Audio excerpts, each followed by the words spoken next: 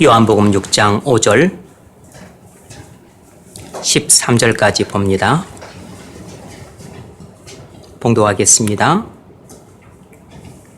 예수께서 눈을 들어 큰 무리가 자기에게로 오는 것을 보시고 빌립에게 이르시되 우리가 어디서 떡을 사서 이 사람들로 먹게 하겠느냐 하시니 이렇게 말씀하심은 친히 어떻게 하실 것을 아시고 빌립을 시험코자 하심이라. 빌립이 대답하되 각 사람으로 조금씩 받게 할지라도 200데나리온의 떡이 부족하리다. 제자 중 하나 곧 시몬 베드로의 형제 안드레가 예수께 여짜오되 여기 한 아이가 있어 보리떡 5개와 물고기 2마리를 가졌나이다. 그러나 그것이 이 많은 사람에게 얼마나 되겠삼나이까. 예수께서 가라사대 이 사람들로 앉게 하라 하신대 그곳에 잔디가 많은지라 사람들이 앉으니 수요가 5천쯤 되더라. 예수께서 떡을 가져 축사하신 후에 앉은 자들에게 나누어 주시고 고기도 그렇게 저희의 원대로 주시다.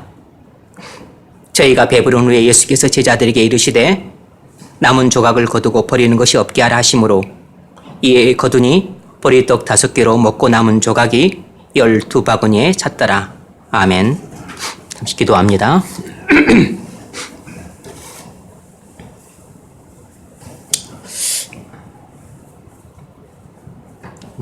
거룩하시고 자비로우신 하나님, 2020년 신년 주일 하나님을 예배하며 말씀을 듣습니다. 하나님께서 올 한 해 우리에게 주시는 첫 번째 말씀을 마음에 새기고 올 한 해를 살아가는 이종표가 되게 하옵소서. 예수님의 이름으로 기도하옵나이다. 아멘.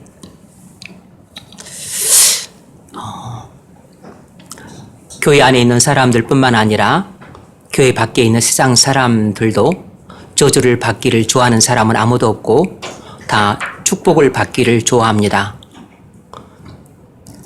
이 세상 사는 사람들 중에 누가 저주를 받는 것을 좋아하는 사람이 어디 있겠습니까? 다 복을 좋아하고 복을 받기를 좋아하죠.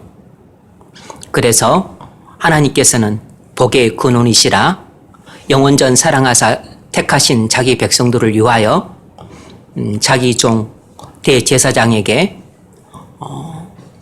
자기 백성들을 위해서 축복 기도하라고 특별히 지정해서 명하기도 하셨습니다. 그래서 어떻게 축복 기도할 것인가 그 방법과 내용조차도 하나님은 친히 지정해서 일러주셨습니다. 하나님의 종이라고 해서 자기 마음대로 축복 기도할 수 있는 것이 아니었던 거죠. 구약 시대에 하나님께서 제사장에게 축복하라고 주셨던 내용은 민수기 6장 22절로 24절 말씀에 잘 나와 있다고 말씀드렸습니다. 여호와께서는 내게 복을 주시고 너를 지키시기를 원하며 여호와께서는 그 얼굴빛을 내게 비추사 은혜 베푸시기를 원하며 여호와께서는 그 얼굴을 내게로 향하여 드사 평강 주시기를 원하노라. 하나님께서는 복의 근원이시라 자신이 복주사 거룩하게 하신 백성들에게 한량 없이 계속해서 끊임없이 한결같이 복을 주시기를 원하셨습니다. 그런데 그 복의 중심 내용은 영적인 복이라는 데 초점이 맞춰져 있는 것이고 영적인 복의 모든 핵심은 바로 은혜와 평강에 있음을 알 수 있습니다. 여러분 마음속에 은혜와 평강이 있습니까? 은혜와 평강은 모두가 갖고자 하나 모두가 다 갖고 있는 것은 아닙니다. 은혜와 평강은 누구에게만 있냐면 그것은 바로 이스라엘 백성들로 치자면 이스라엘 백성들은 가나안 땅에 거하고 있을 때만 그들에게 은혜와 평강이 있었던 겁니다. 그들이 가나안 땅에 거하고 있을 때만 하나님이 함께 하셨고 하나님이 함께 하실 때만 은혜와 평강이 있었던 것입니다. 만일 여러분이 심령 속에 은혜와 평강이 있으려면 반드시 영적인 가나안 땅이신 그리스도 안에 여러분이 머물고 있어야 됩니다. 다시 말해서 여러분이 예수를 믿고 성령으로 거듭나서 예수 그리스도와 한 몸이 되어 그의 몸의 일부분이 되어 있을 때 그래서 예수님이 여러분 안에 계시고 여러분이 예수님 안에 계실 때만 여러분 안에 하나님께서 예수님을 통해서 주시는 복을 받아 누릴 수 있는데 그 복이 뭐냐면 바로 은혜와 평강이라는 복인 거죠. 그래서 은혜와 평강이라고 하는 복은 오직 그리스도와 연합된 진정한 그리스도인에게만 주어지는 하늘로부터 내려오는 복인 것입니다. 여러분이 그 은혜와 평강이라는 복을 교회를 오랫동안 다녔음에도 불구하고 아직 받지 못했다면 그건 참으로 불행한 일인 것입니다. 안타깝게도 아직 그런 상태에 머물러 있는 사람은 알곡이 아니고 쭉정인 것입니다. 알곡 신앙이 아니고 껍데기 신앙인 것이에요. 그러므로 자신의 신앙을 잘 돌아보셔야 됩니다. 하나님이 우리에게 주고자 하시는 진정한 복은 이 땅에서는 은혜와 평강이에요. 그러나 은혜와 평강이 가나안 땅에는 늘 젖과 꿀이 흘러 넘치는 땅이기 때문에, 다시 말해서 예수 그리스도 안에는 은혜와 평강이 흘러 넘치기 때문에 예수 그리스도 안에 있는 사람은 누구든지 은혜를 공급받고 평강이 넘치는 가운데 살 수 있습니다. 율법은 모세로 말미암아 주신 것이요 은혜와 진리는 예수 그리스도로 말미암아 온 것이라 그랬습니다. 그래서 은혜와 진리는 예수 그리스도 안에 충만히 흘러 넘쳐요. 따라서 우리는 예수 그리스도를 믿고 순종할 때 그 안에서 은혜를 공급받음으로 은혜가 우리 안에 충만히 흘러 넘칠 때에는 그 결과로서 평강도 우리 마음속에 흘러 넘치게 되는 것입니다.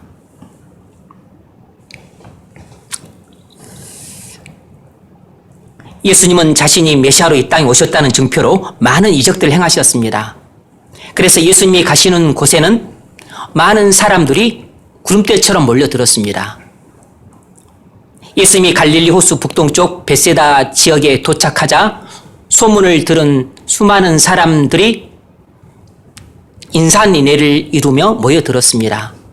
장정만 5,000명이었다고 하니까 당시에는 여자와 미성년자는 숫자에 치지 않았기 때문에 대략 헤아리면 2만 명 정도 되는 숫자가 운집을 냈습니다.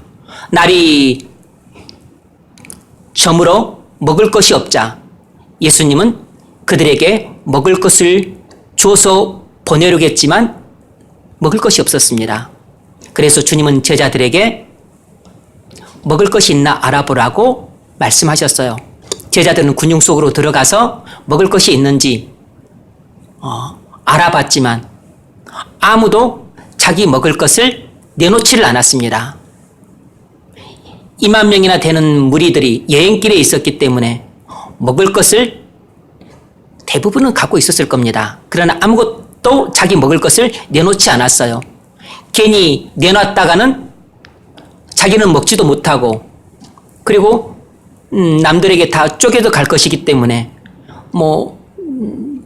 입에 제대로 자기 몫으로 돌아오지 못할 것을 뻔히 알았습니다.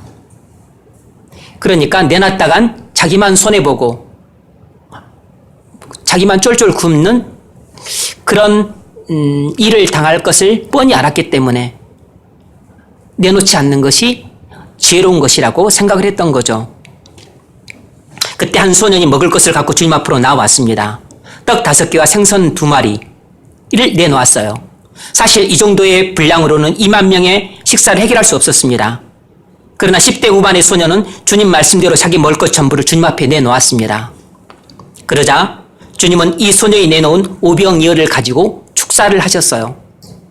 오병이어를 갖고 하나님께 감사하며 축복하며 기원을 했습니다.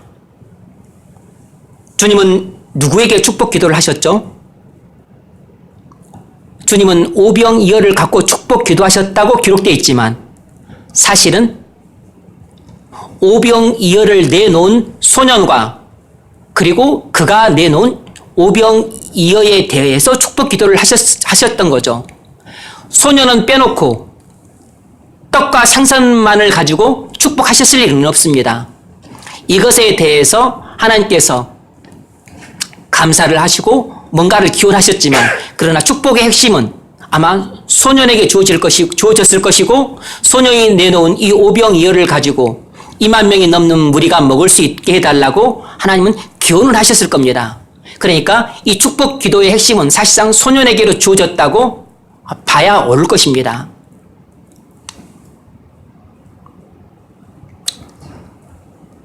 안드레가 예수께 여짜오되 여기 한 아이가 있어 보리떡 5개와 물고기 2마리를 가지고 있나이다. 그러나 그것이 이 많은 사람에게 얼마나 되겠사옵나이까.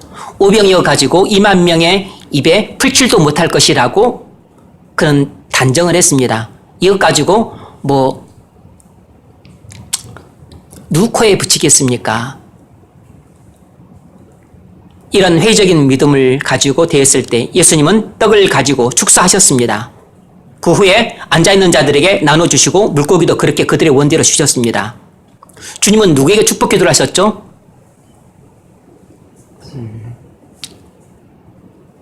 믿음으로 순종한 소년에게 축복 기도 하셨습니다.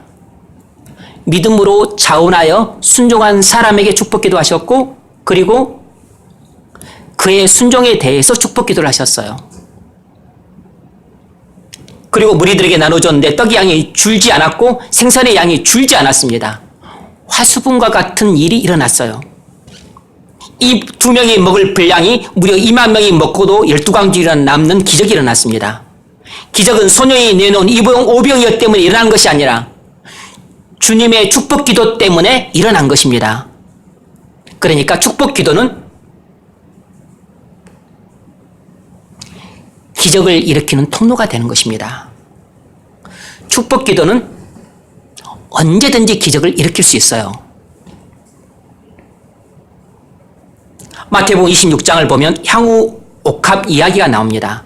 주님이 베다니 문둥이 시몬의 집에 가셨을 때 마리아가 와서 아주 비싼 향유 옥합을 깨뜨려 향유를 예수님 머리에 부었습니다. 예수님의 장사를 위해서 마리아가 자원해서 헌신한 것이에요. 200데나리온 정도 값이 된다 그랬습니다. 그러니까 1데나리온이 당시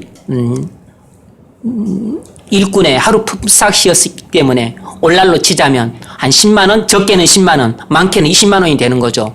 적게 10만 원 잡아도 200데나리온이면 오늘날 값어치로 환산하자면 2천만 원, 많게는 4천만 원이 되는 것입니다. 2천만 원에서 4천만 원 가까이 되는 값에 이 비싼 향기 나는 기름 전부를 예수님 머리에 부었던 것이에요.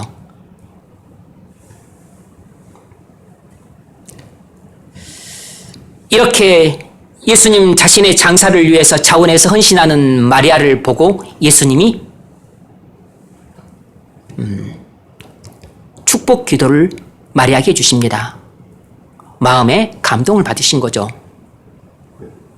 온 천하에 어디서든지 이 복음이 전파되는 곳에는 이 여자가 행한 일도 말하여 그를 기억하리라. 복음이 전파되는 곳, 하나님 나라를 말하는 거죠.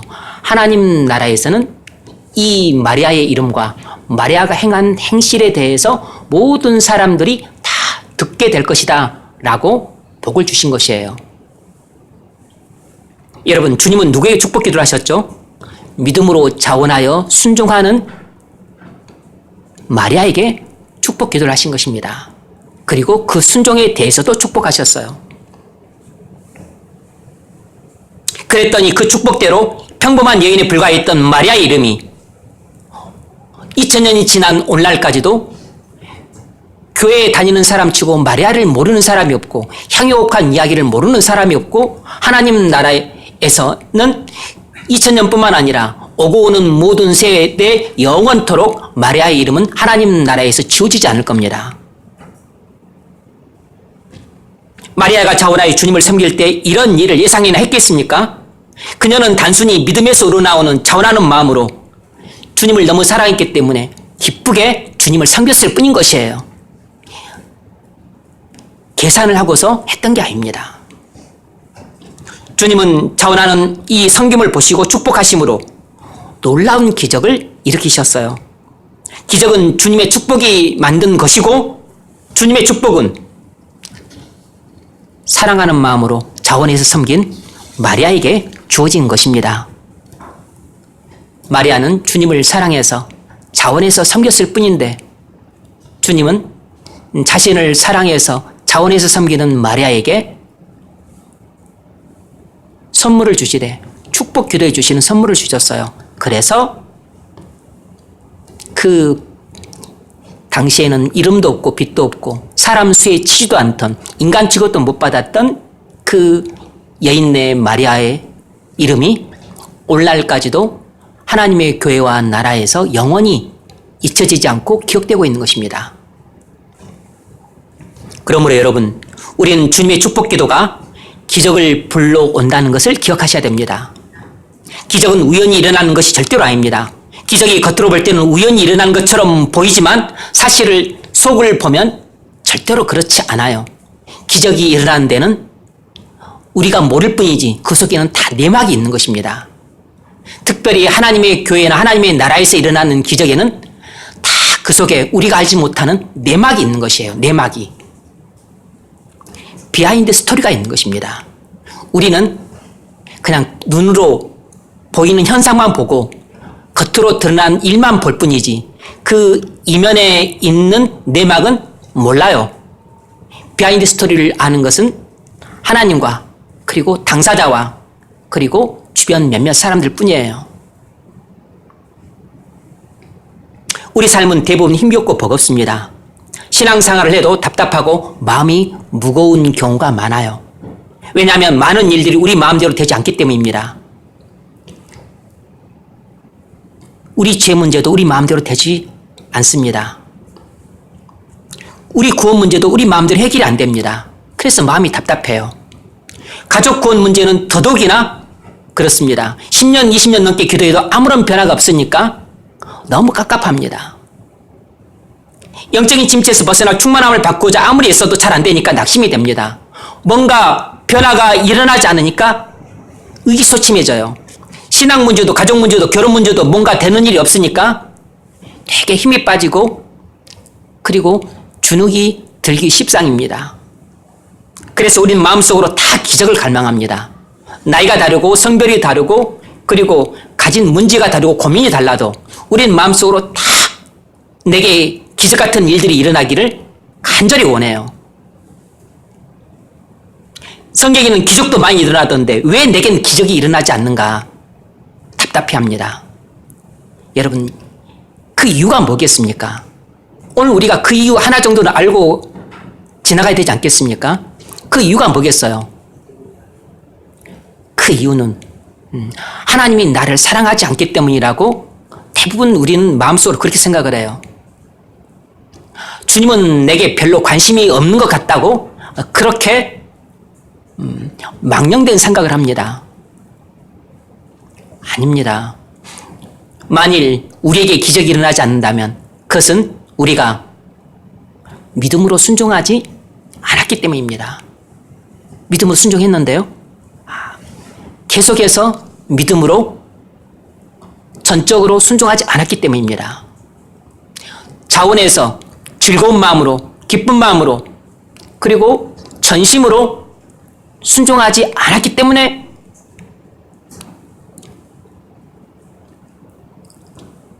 주님의 축복 기도가 여러분에게 임하지 않았거나 아니면 저의 축복 기도가 여러분에게 임하지 않아서 여러분이 갈망하는 그런 기적이 일어나지 않은 것입니다. 기적이 일어나지 않는 데는 다 내막이 있어요.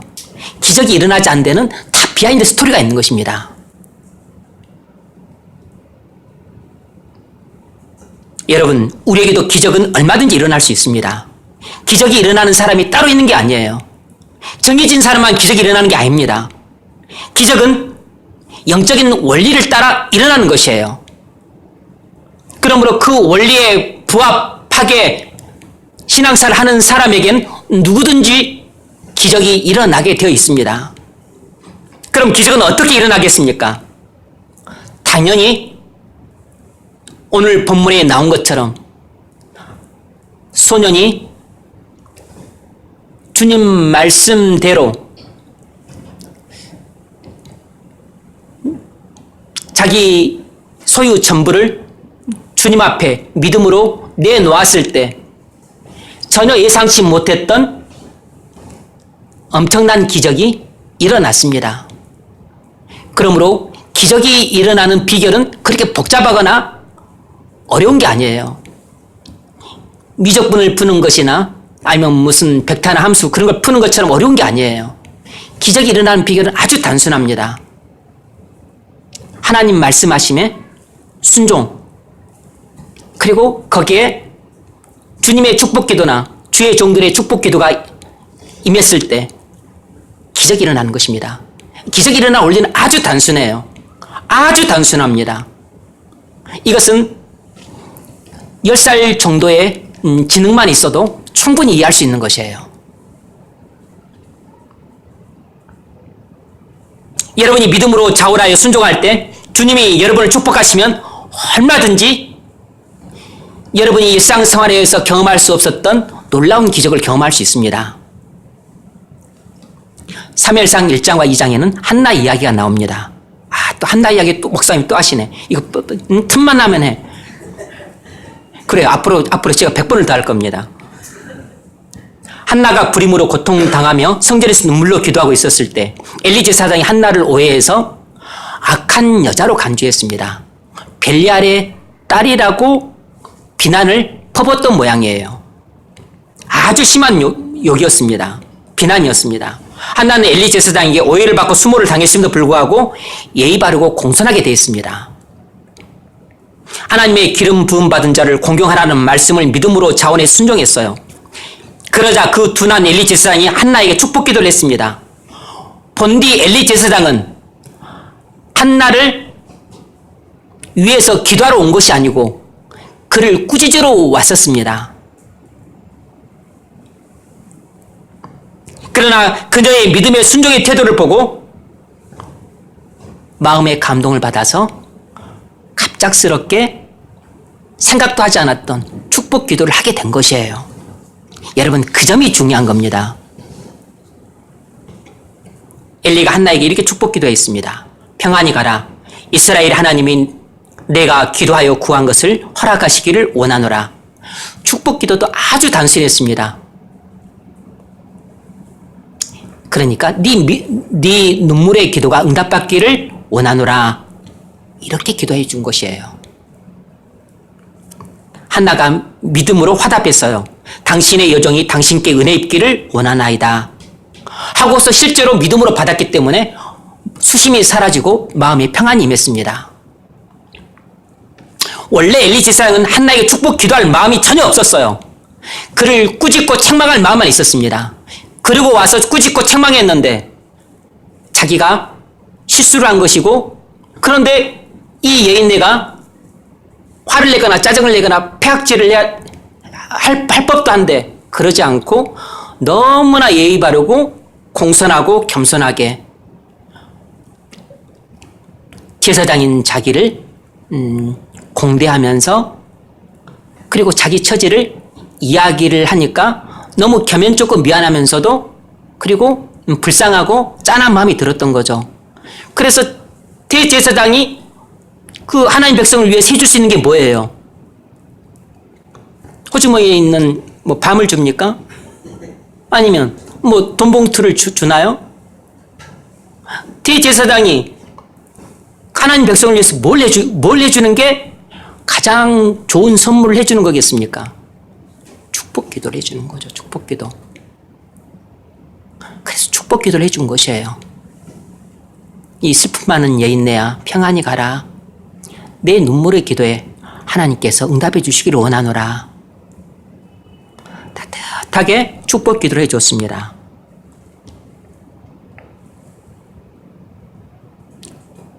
그 후에 한나가 임신해서 그토록 원하던 아들을 낳았어요. 여러분, 엘리 제사장이 한나에게 축복 기도를 해준 것은 첫 번째 무슨 봉투를 받았기 때문이 아니에요. 그가 예물을 많이 드렸기 때문이 아닙니다. 그가 단순히 열심히 기도하는 것을 보고 기도를 했던 것도 아니에요.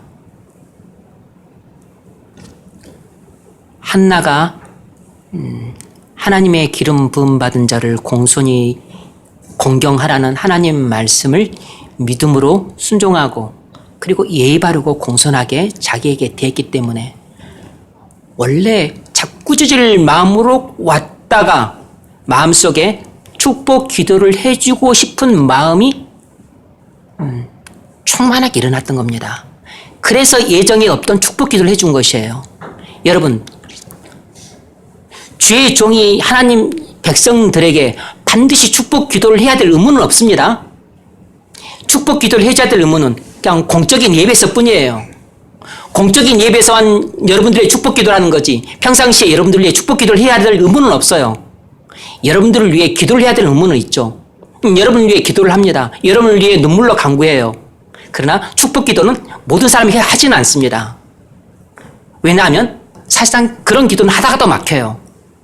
여러분이 기도를 해보시면 아시겠지만 축복 기도가 아무에게나 무조건 나오는 게 아니에요. 그냥 나도 모르게 술술 나오고 실타래 풀리듯이 그냥 줄줄 나오고 그리고 막힘없이 청산주같이 그렇게 나오는 사람도 있지만 축복 기도가 딱 끊기는 사람도 있어요. 마음의 문이 딱 닫히고 안 나오는 사람도 있다고. 축복 기도는 여러분을 위한 기도는 필수지만 여러분을 위한 눈물의 강구도 필수지만 축복 기도는 필수는 아니에요. 선택입니다. 하나님께서 감동 주시는 사람한테 하는 것이에요.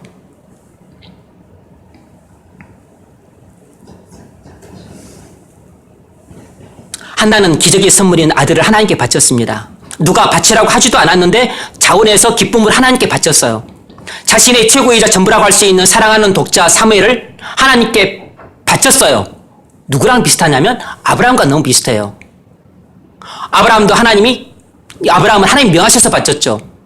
어쨌든 사랑하는 독자 이삭을 주저없이 하나님께 바쳤습니다. 하나님이 활짝 놀라서 말리셨죠. 한나의 행동은 아브라함 행동과 너무 흡사합니다. 너무 흡사해요. 자신의 최고이자 자신의 전부라고 할 수 있는 사랑하는 독자 이삭을 바친 것이나 사랑하는 독자 사무엘을 하나님께 바친 것이나 너무 흡사합니다. 이를 통해서 하나님은 뭘 확인하셨겠어요? 사랑하는 독자 사무엘보다 나를 더 사랑하는구나. 이 여인네가 나를 진실로 경외하는구나 라는 것을 확인할 수 있었겠죠. 몇 해 동안 자원에서 순종한 한나를 보고 이 영적으로 둔한 엘리 제사장조차도 감동을 받아서 다시 한번 한나를 위해 또 축복 기도를 해줍니다. 사무엘상 2장 20절을 보면 엘리가 엘가나와 그의 아내에게 축복하여 이르되 여호와께서 이 여인으로 말미암아 내게 다른 우사를 주사 이가 여호와께 간구하여 얻어 바친 아들을 대신하게 하시기를 원하노라. 하나님께서 이 엘리 제사장의 축복 기도를 들으시고 하나님께서 이 한나를 돌아보셨다 그랬어요. 비지트, 방문하셨다는 것입니다. 엘리 제사장의 축복 기도를 하나님께서 들으시고 하나님께서 한나를 비지트, 방문하셨다 그랬어요. 성경이 너무 섬세하게 잘 기록해 놨습니다. 그래서 한나에게 무려 3남 2녀를 더 주셨어요. 엄청난 기적이 일어난 거죠. 사무엘만 태어난 것도 기적인데 게다가 3남 2녀라고 하는 이 불임녀에게 한 맺힌 자식복을 풀어주신 것입니다. 이번에도 엘리 제사장은 한나에게 축복 기도할 계획이 없었어요. 축복 기도할 마음을 갖고 있었던 게 아닙니다. 그러나 이 부부가 지극정성으로 하나님을 섬기는 모습에 감동을 받아서 자원해서 축복 기도를 해주고 싶은 마음이 생긴 것입니다. 없던 마음이 생긴 것이에요. 원래 그가 성전에 와서 올 때마다 엘리 제사장이 축복 기도를 해줬던 게 아니에요. 몇 해 동안 변함없이 한결같이 꾸준히 그렇게 하나님을 지극정성으로 섬기는 그 부부의 모습을 보고 감동을 받아서 그 해에는 한나 부부를 위해 축복 기도를 해준 것이에요. 그래서 그 부부에게 꼭 필요한 것, 그 가정에 꼭 필요한 것을 위해 축복 기도해 주었습니다. 하나님께서 그 축복 기도를 들으시고 응답하셨어요. 그래서 그 가정에 꼭 필요한 3남 2녀라고 하는 많은 자녀들을 주시는 기적이 일어난 것입니다. 여러분은 어떻습니까? 여러분도 주의 종으로 하여금 축복 기도를 해주고 싶은 마음이 들게끔 믿음으로 순종을 하십니까? 아니면 저주를 해주고 싶은 마음이 들게끔 불신 가운데 불순종을 하십니까? 그렇게 주의 종에게 무리하게 행동을 하고 언사를 하고 혹 그러는 실책을 범하지 않습니까? 참으로 바보 같고 미련하고 어리석은 사람입니다. 물론 여러분이 그런다 그래서 여러분에게 저주하지는 않습니다. 여러분은 제가 돌보는 이 울타리 안에 들어와 있기 때문에 제 영적인 자식이라 생각하고서 그냥 사실 자식들이 부모님한테 항상 효도하지 않죠? 항상 공손하고 예의 바르고 항상 눈에 넣어도 아프지 않을 만큼 그렇게 예쁘게 클 때는 우연히 나이 정도뿐이죠. 벌써 이제 5살 넘어가고 그러면 이게 이제 말 안 듣고 벌써 대들고 또 욕하고 그러잖아요. 이제 미운 5살, 6살 되면 이제 달라지잖아요. 자식들도 그런데 부모 마음 칼로 휘짓고 송곳으로 콕콕 찌르고 그런데 여러분들이 저한테 그러는 것은 일도 아닌 거겠죠.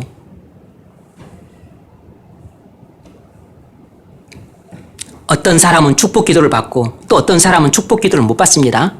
여러분 그건 사실이에요. 여러분이 똑같은 교회에서 똑같이 신앙생활을 해도 여러분 모든 사람이 똑같이 축복 기도를 받는 건 아닙니다. 그럼 목사님 축복 기도 받기 위해서 내가 맛있는 밥을 사야지. 여러분 택도 없습니다. 여러분 그렇게 이해타산적으로 행동을 하고 계산해서 행동을 하고 반대급부를 기대하면서 행동을 하고 그렇게 얕은 수를 썼으면 축복 기도는커녕 여러분 잘못하면 저주받습니다. 그런 식으로 행동하면 안 돼요. 그런 식의 행동은 다 표가 납니다. 제가 눈이 나빠 안경을 썼지 영적인 눈까지 나쁘진 않아요. 그런 식의 행동을 하면 정말 여러분 죄의 종으로부터 조주를 받지는 않지만 하나님께서 그걸 참으로 싫어하십니다. 아주 싫어하세요.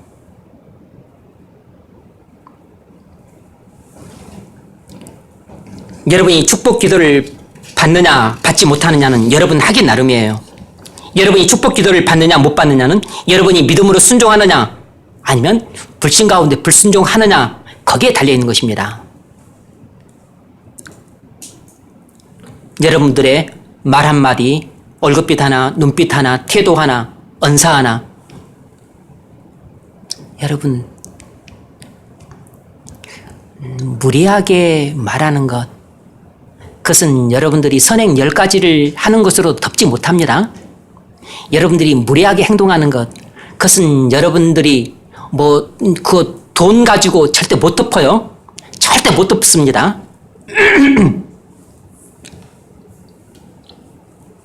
여러분이 불순종할지라도 주의 종들은 여러분을 위해서 눈물의 기도는 해줍니다. 여러분들이 불순종하고 강팍하고 무례하고 그리고 불손할지라도 눈물의 강구는 해줄지언정 그러나 축복 기도는 하지 않습니다. 왜냐하면 축복 기도 자체가 안 나와요. 축복 기도할 마음도 안 생기고 그리고 축복 기도 하려고 해도 하나님이 막으세요. 그래서 머리가 하얘지면서 아무 생각이 안 나요. 아무 생각이 안 납니다. 딱 막혀요. 만일 여러분이 신앙생활을 하면서 축복 기도를 받지 못한다면 여러분에게 기적이 일어나길 기대하지 마십시오.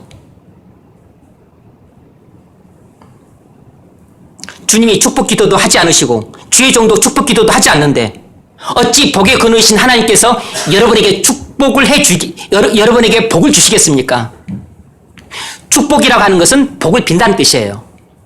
그러니까 주의 종은 복을 빌 뿐이에요.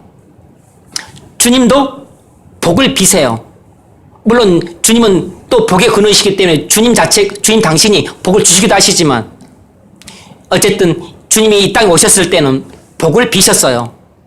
복의 근원이신 하나님께서는 축복 기도를 들으시고 복을 주시는 분이십니다. 주님은 믿음으로 순종하는 소년에게 축복 기도를 하셨고 그 결과 오병이의 기적이 일어났습니다. 마찬가지로 주의 종도 믿음으로 순종하는 자에게 축복 기도를 기쁘게 할 것이고 그때 여러분에게도 기적이 일어날 것입니다. 주의 종을 대하는 여러분들의 얼굴빛, 여러분들의 태도, 여러분들의 언사, 여러분들의 공손함,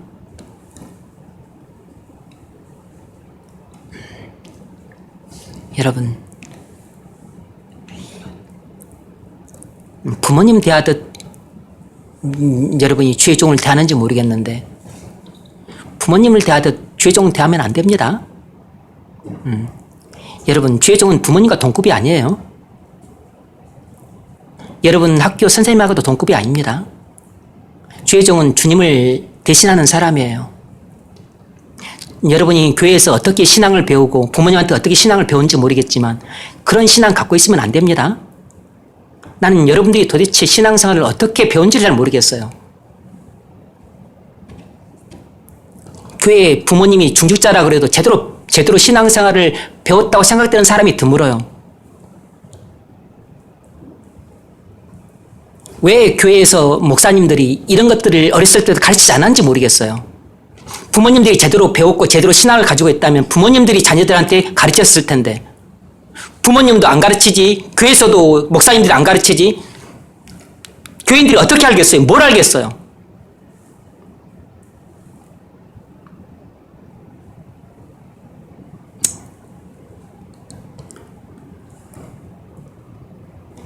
주의 종이 믿음으로 순종하는 자에게 축복 기도를 기쁘게 할 때 그때 여러분에게도 기적이 일어날 겁니다. 여러분도 믿음으로 순종하여 축복 기도를 받음으로 여러분의 답답하고 꽉 막힌 삶에 기적이 일어날 수 있기를 바랍니다. 주님은 축복만 하신 것이 아니라 저주도 하셨습니다. 바리새인과 서기관들에게 저주를 선하셨어요. 왜 그랬죠? 그들의 위선 때문입니다. 그들의 불신 때문이에요. 그들의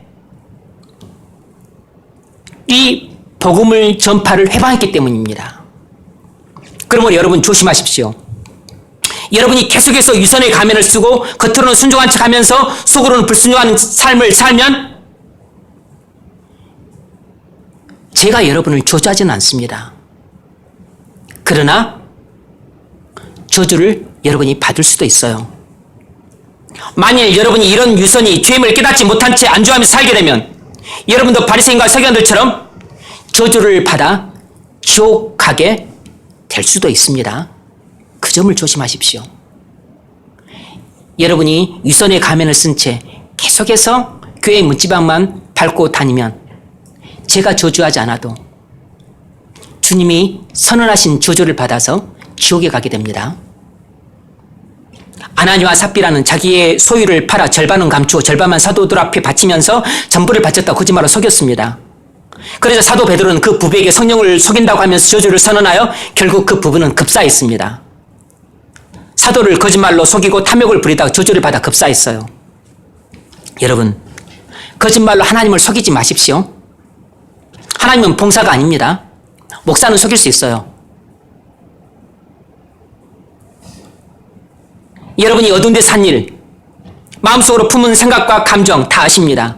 거짓말로 주의 종을 속이지 마십시오. 주의 종을 속이는 것은 사람을 속이는 것이 아니라 주님을 속이는 것과 같은 것이에요. 탐욕을 부리는 사람들은 흔히 거짓말로 사람을 속입니다. 탐욕을 부렸던 엘리사의 사환 게하시도 탐욕을 부렸다가 나만 장군에게 쫓아가가지고 옷 두 벌과 금 받았다가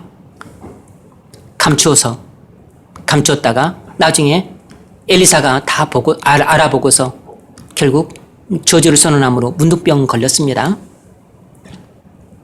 우리 마음속에 탐욕이 있으면 우리는 다 거짓말로 남을 속입니다.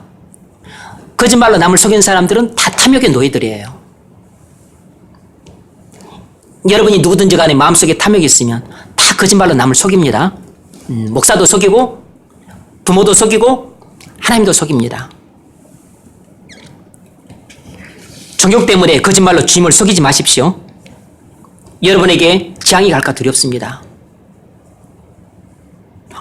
열왕기하 4장에는 수넴 여인 이야기가 나옵니다. 그녀는 그곳에 자주 오는 엘리사 선지자가 숙식의 불편을 겪는 것을 보고 안타까워서 자원에서 자기 집을 제공했습니다. 엘리사 선지자가 그 여인과 함께 편히 머물 수 있도록 자기 집을 숙소로 제공했고, 그리고 음식을 공개했고, 그리고 자기 집에 들어오면 편안히 집안에서 책상에 앉아 책을 볼 수 있도록 책상과 등불을 제공해 주었습니다. 엘리사 선지자를 공경해서 참으로 자원해서 기쁜 마음으로 엘리사 선지자에게 숙식을 제공해 준 거죠. 엘리사가 그 늙은 부부의 섬김에 감사해서 보답하고 심지어 보답하고 싶은 마음이 생겼습니다. 그래서 엘리사 선지자가 뭘 했겠습니까? 금 나와라 뚝딱 하면서 황금 만냥을 줬겠습니까? 아니죠. 그 늙은 부부와 그 가정에 꼭 필요한 것이 뭘까 생각을 하다가 얘가 없으니까 얘가 필요하겠구나 해서 축복 기도를 해줌으로 가정에 예가 생기도록 해주었습니다. 원래 엘리사는 수넴 여인에게 축복 기도할 생각이 전혀 없었어요. 축복 기도할 계획도 없었습니다. 축복 기도할 마음도 없었어요. 하나님께서 이 여인에게 축복 기도하라고 하나님께서 명령하시지도 않았습니다. 그 여인이 자신을 공경해서 자원하는 마음으로 즐거이 섬기자 자신도 미안한 것입니다. 그리고 보답하고 싶은 심정이 생긴 것이에요. 그럼 뭘로 보답을 합니까? 주의 종이. 응? 주의 종이 뭘로 보답을 하냐고. 내가 신세를 졌고 나를 이렇게 공경하고 사랑하고 귀하게 여겨서 존귀하게 대접을 하고 하는데 뭘로 보답을 하냐고.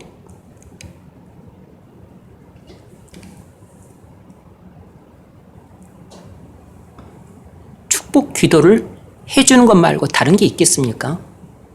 축복 기도를 해준 것이에요. 그래서 늙은 부부에게 생각지도 못한 아들이 생긴 것입니다. 그 가정에 기적의 선물이 하늘로부터 내려온 것이에요. 이 늙은 부부에게 얼마나 큰 기쁨과 위로가 되었겠습니까? 누가 축복 기도를 받죠? 자원하여 섬기는 자가 받는 것입니다. 믿음으로 순종하여 즐거이 섬기는 자가 받는 것이에요. 자원하여 주님을 섬기고 자원하여 주의 종을 섬기고 자원하여 교회를 섬기고 자원하여 하나님 나라를 섬기는 자가 축복 기도를 받게 되어 있습니다. 여러분, 축복 기도는 돈으로 살 수 있는 게 아니에요. 얄팍한 술을 써서 살 수 있는 게 아닙니다. 식사 대접 잘하고 무슨 선물 주고, 여러분 그렇게 해서 축복 기도를 받는 게 아니라고. 물론 여러분, 목사는 여러분을 개인 신방할 때 축복 기도해 줍니다. 가정을 신방할 때, 사업장을 신방할 때 축복 기도해 줍니다. 병문안 가면 또 낫기를 위해 간구를 해주죠. 그것은 의무적으로 해야 될 일들이에요. 주의 종이 마땅히 해줘야 될 일입니다. 그건 주님이 명하셨기 때문에. 그러나 평상시에는 그러지 않아요. 제가 우연히를 위해서 항상 이렇게 축복 기도를 해주려고 애를 씁니다. 근데 제가 축복 기도를 해줘야 될 의무는 없어요. 절대 의무는 없습니다. 그러나 사랑스럽고 뿐만 아니라 우리 교회에 또 제가 헌신하는 바가 무척 커요. 우리 교회의 기쁨을 10배를 증가시켜줘. 작년 말에 공로패를 줬어야 되는데 놓쳐버렸네. 그래서 제가 저렇게 사랑스럽기도 하지만 또 우리 교인 가정에 귀한 자녀이기 때문이기도 하지만 또 제가 모든 사람에게 기쁨을 주고 또 위로를 주고 뿐만 아니라 궁극적으로는 그 부모의 믿음을 보고 하는 거죠. 그 부모의 믿음의 순종을 보고 해주고 싶은 마음이 더더욱 생기는 것입니다. 그래서 주님은 어린아이들을 데리고 올 때 막지 말고 오라고 하시면서 어린아이들을 위해 축복 기도해 주셨어요. 세금이 안 붙고 돈 안 든다 그래서 여러분 그런 축복 기도를 가볍게 여기는 그런 망령된 생각을 하시면 안 됩니다. 그렇게 어리석고 망령된 생각을 하시면 안 돼요. 그 축복 기도는 여러분 천금보다 귀한 것입니다.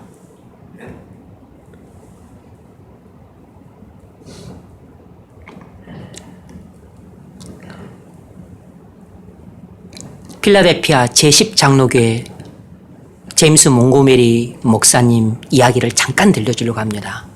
이 제임스 몽고메리 보이스 목사님이 어렸을 때 펜실베니아에 살았었는데 그때 도널드 그레이 반 하우스 목사님이 공항에 왔는데 마중 나오러 한 사람이 약속 시간을 잊어먹고 안 나왔다가 평상시 알고 있던 이 제임스 몽고메리 보이스 목사님 이 부부와 연락이 되어서 자기 집에 오게 되었어요. 그래서 머물게 되었습니다. 하루가 아니고 한 주가 아니고 10주씩이나 2달 반이나 머물게 되었어요. 일반적으로 생각할 수 없죠. 외부인이 집에 와서 10주를 머문다고 하는 것은 그건 뭐 우리 부모님이나 아니 장인 장모님이나 시부모님이나 그럴까 외부인이 10주씩 머문다는 생각하기도 힘들잖아요. 그런데 또 몇 년 뒤에 또 와서 또 10주를 또 머물고 갔어요. 그런 일들이 자주 있었던 모양입니다. 그리고 올 때마다 이 도널드 그레이 반 하우스 목사님은 와서 세상 상태에 대해서 말해주고 하나님께 세상에 대해서 행하고 계신 일에 대해 말해주고 하나님이 우리를 위해서 무슨 일 행하셨는지 말해주고 그리고 또 그날 설교할 내용에 대해서 말씀해 주시고 그리고 또 영적인 은혜를 나눠주시고 진리를 설명해 주시고 하는 그런 이야기들을 식탁에서 자주 나누었어요. 그래서 소년이었던 이 제임스 몽고메리 보이스 목사님은 식탁에 앉아서 들을 수 있는 특권을 가졌습니다. 그리고 또 거실에 앉아서 부모님이 나누는 대화를 그냥 본인은 소년이었지만 곁에 있으면서 또 듣고 은혜를 받고 감동도 받고 그래서 은혜에 젖어서 지냈던 것이에요. 그럼 그때 이 도널드 그레이 반 하우스 목사님이 와서 밥만 먹고 잠만 자고 그리고 차 마시고 이야기만 하고 갔을까요? 그렇게 숙식만 제공받고 그리고 대화만 나누고 가는 정신머리 없는 목사는 아무도 없어요. 뭘 했겠어요? 그 부부와 가정과 그리고 그 소년을 위해 기도를 해줬겠죠. 축복 기도를 해줬던 겁니다.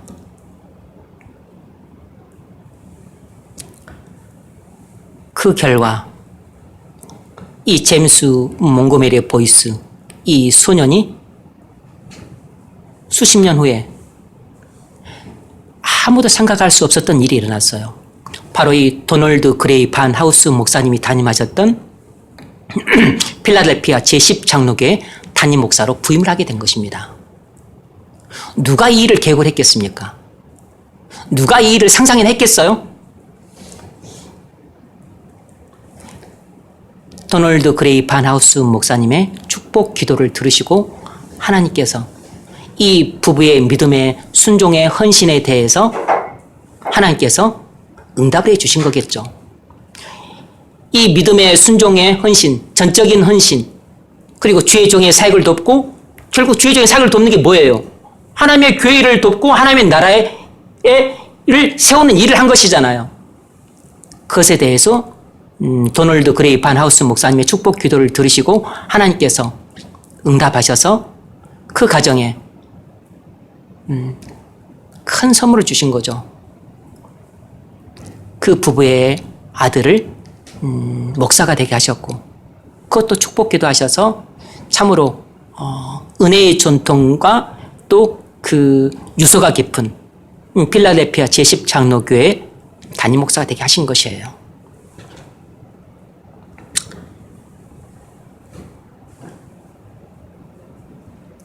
여러분, 한 가지만 더 예를 들고 말씀을 맺겠습니다. 여러분, 우리나라가 기적 그 자체예요. 우리 한국 교회가 기적 그 자체입니다.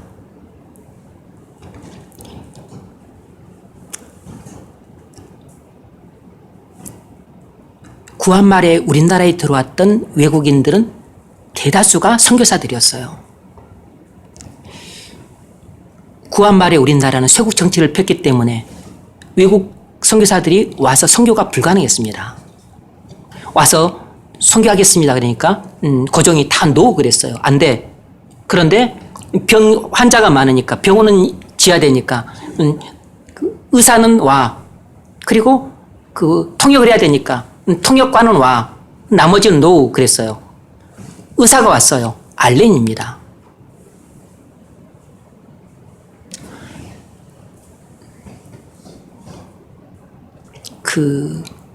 김옥균이 일으킨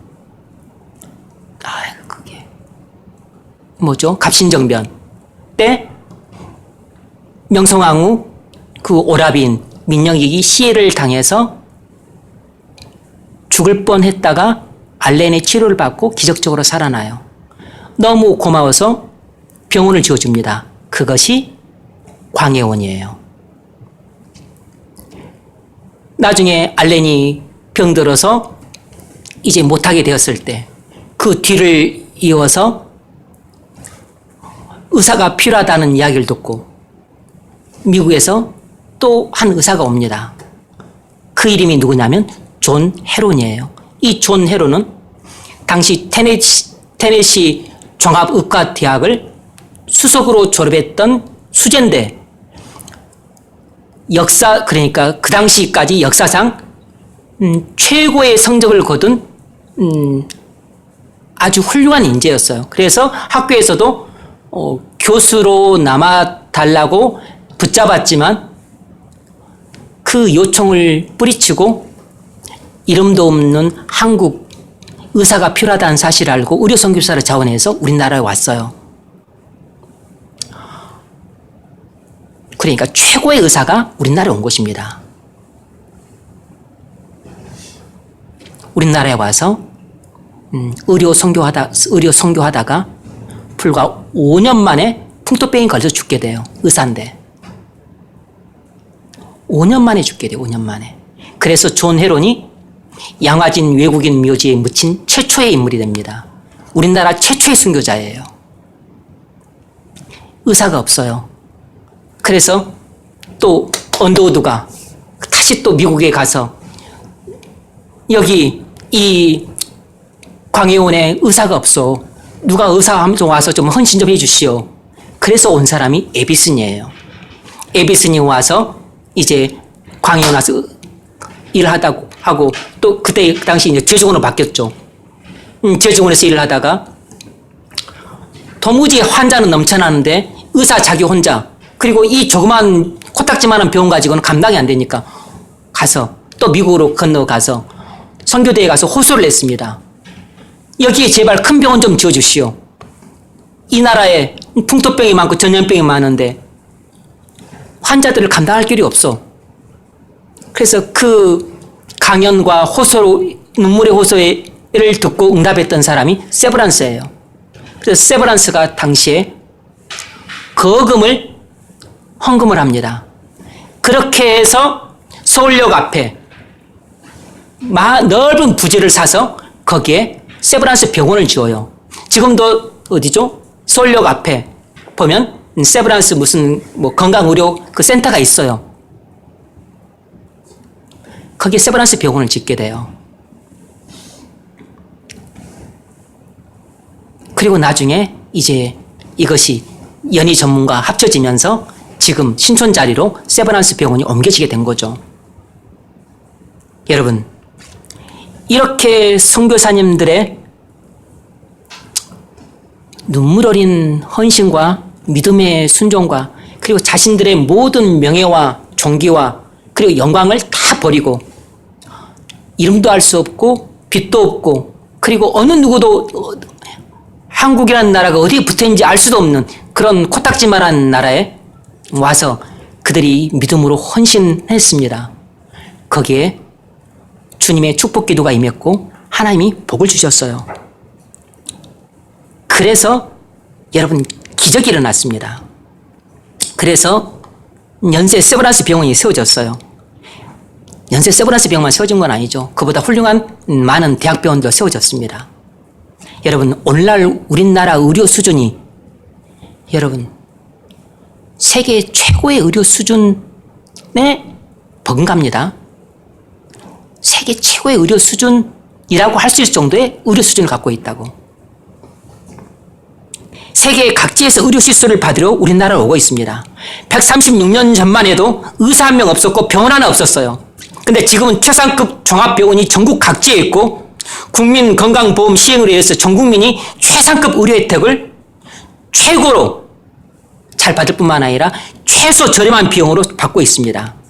당시에는 인구 4분의 1이 결핵 환자였어요. 그래서 얼마나 많은 우리나라 국민들과 그리고 심지어 선교사들도 결핵으로 다 죽어갔어요.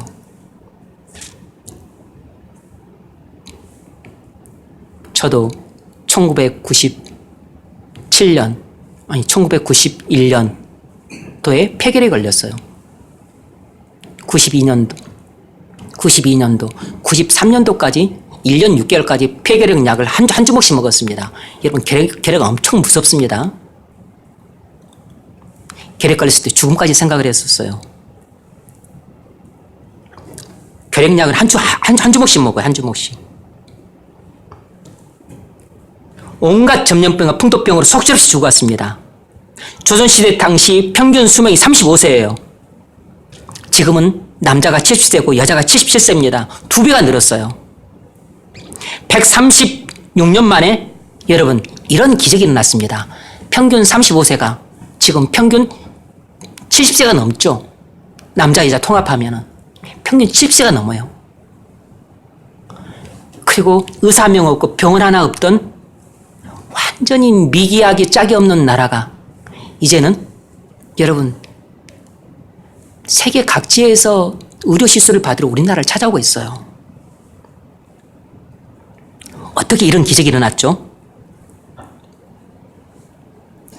코쟁이 서양 선교사들의 믿음의 순종과 전적인 헌신과 그리고 눈물 어린 죽도록 충성하는 사역이 있었기 때문에 그 위에 주님의 축복 기도가 임하셔서 그들의 축복 기도를 들으시고 하나님께서 그들에게도 복을 주셔서 죽도록 충성할 수 있게 해주셔서 그들이 다 양아지 묘지에 묻혔습니다. 그들이 순교를 했고 그리고 우리나라도 복을 받아서 이렇게 의료 선진국이 되었어요. 그래서 우리가 그 무서운 질병으로부터 다 해방이 된 것입니다. 바로 오늘날 우리나라가 세계 최고의 의료 선진국이 된 것은 여러분 기적 그 자체예요. 135년 만에 이렇게 발전한 나라가 어디에 있습니까? 135년 만에 이렇게 나라 방방곡곡 구석구석까지 교회가 세워진 나라가 어디에 있습니까? 우리나라 자체가 기적이에요. 우리나라 교회 자체가 기적입니다. 우리나라 병원과 의료 수준 자체가 기적이에요. 말씀을 맺겠습니다. 여러분, 축복 기도는 하나님이 주시는 복의 통로입니다. 여러분, 누가 축복 기도를 받죠? 아무나 받는 게 아닙니다. 모두가 받는 게 아니에요. 교회를 다닌다고 받는 게 아닙니다. 축복 기도는 받을 만한 사람이 받는 것입니다. 믿음으로 꾸준히 순종하는 사람이 받아요. 전적으로 헌신하는 사람이 받습니다. 자기가 가진 전부, 자기가 가진 최고의 그것을 주님을 사모해서 그래서 그것을 주님 발 앞에 아낌없이 내어놓은 사람이 받습니다. 여러분이 가장 사모하는 게 무엇입니까? 여러분이 가장 소중하게 여기는 게 무엇이에요? 여러분이 가장 중요하게 여기는 게 무엇입니까? 여러분의 젊음을 주님 발 앞에 내놓으십시오. 여러분의 하루 24시간을 주님 발 앞에 내놓으십시오. 주님이 여러분에게 내놓으라고 요구하시는 그것을 숨기지 않고 거짓말하지 말고 감추지 말고 주님 발 앞에 내놓으십시오. 그러면 그것 때문에 여러분이 굶어 죽지 않습니다. 그것 때문에 망하지 않아요. 그것 때문에 손해보지 않습니다. 2명 먹고 끝날 것을 2만 명이 먹고도 여러분 자녀손 되도록 먹게 해주실 겁니다.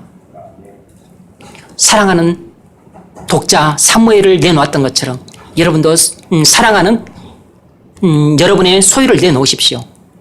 그러면 하나님께서 기쁘게 받으시고 또 축복 기도해 주시면 여러분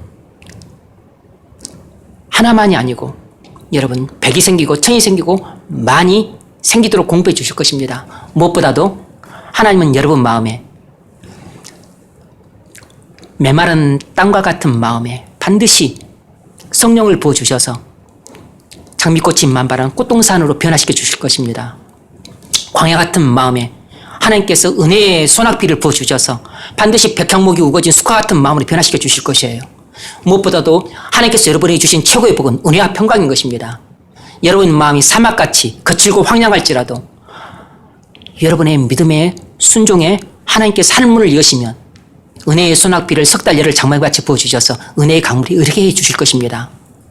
그런 여러분 삶에 생각할 수도 없는 놀라운 기적이 여러분의 믿음의 순종과 전적인 헌신과 죽도록 하는 충성을 통해서 꼭 축복 기도를 받으시고 축복 기도를 통해서 하나님께서 여러분에게 복을 주시되 그런 은혜와 평강이 넘치는 복을 주시고 여러분에게 꼭 필요한 것들을 채워주시는 복을 주시고 사모하는 영혼에게 만족을 주시고 줄인 자에게 좋은 것을 채워주시는 그런 복을 주시기를 주의 이름으로 축원합니다.